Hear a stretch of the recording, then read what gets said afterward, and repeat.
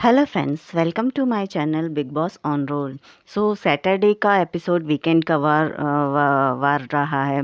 सलमान खान ने शुरुआत ही मेकर्स के दुखड़े सुनाते हुए की है। चाहत आप कैसे बच जाती हैं, ये आप कैसे कर लेती हैं, आपको आपका इंट्यूशन इतना स्ट्रांग कैसे है, आपको कैसे पता चल जाता है कि कौन टाइम गॉड बनने वाला है। भाई साहब वो भी उस गेम में है, उसकी भी थोड़ी बहुत समझ होगी उस गेम के लेकर, और उससे उसे अगर फ़ायदा मिल रहा है। लेकिन बिग ऑब्वियसली है, मेकर्स जिसे सेव करना चाहते थे वो सेफ नहीं हुई है, और चाहत सेफ हो चुकी है। प्रॉब्लम तो होगी।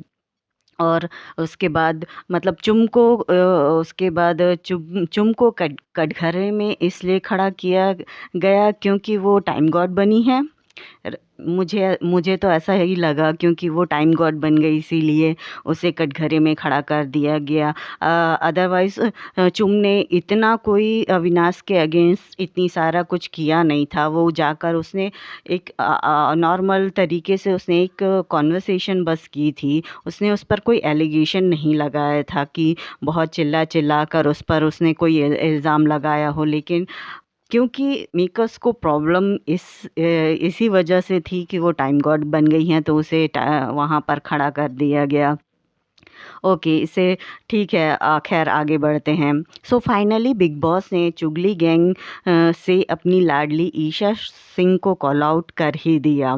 रजत दलाल से पैरासाइट का मतलब पूछा गया और दलाल साहब ने बहुत ही अच्छा जवाब दिया, और उस जवाब के बाद ईशा सिंह की एंट्री कटघरे में कराई गई, जहां ईशा से अविनाश के बारे में पूछा गया। सवाल जायज़ था कि अगर आप दूसरे हफ्ते में अविनाश के लिए घर छोड़ने के लिए तैयार थी, तो 3 महीने के बाद वो कशिश के साथ कैसे खड़ी हो गई। मतलब कशिश ने बस अविनाश पर इल्ज़ाम लगाया, और बिना पूरी स्टोरी जाने ईशा सिंह कशिश के साथ खड़ी नज़र आई। वो उसकी तरफदारी करती हुई नज़र आई।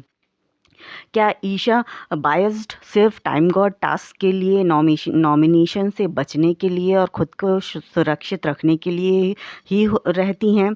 अगर आप उसे अपना दोस्त मानती हैं तो उस पर भरोसा आपको करना चाहिए।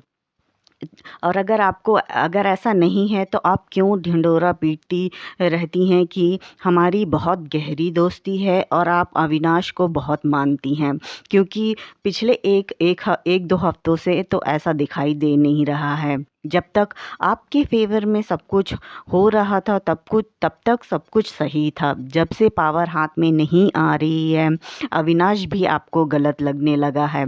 वैसे ईशा की बात करें तो पहले हफ्ते में एलिस के साथ बैठकर वो दूर से बाकी घर वालों की न्यूज़ रिपोर्टिंग रिपोर्ट करती दिखाई दी। एलिस का क्या हुआ सबको पता है, पर ईशा के साथ ऐसा नहीं होना था। लेकिन ईशा को अविनाश की ज़रूरत क्यों पड़ी, उसे पता था वो बेघर नहीं होगी। मिनिमम गारंटी भी कोई चीज़ होती है, लेकिन एपिसोड में कंटेंट भी तो जाना चाहिए। अविनाश वो कंटेंट था। अविनाश जब से पहले हफ्ते में पूरे घर वालों के अगेंस्ट था, पूरे घर वालों से लड़ रहा था।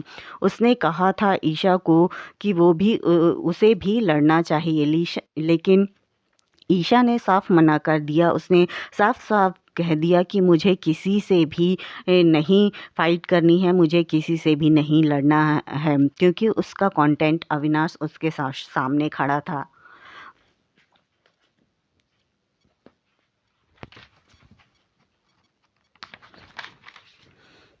इसीलिए वो किसी से भी फाइट करना नहीं चाहती थी।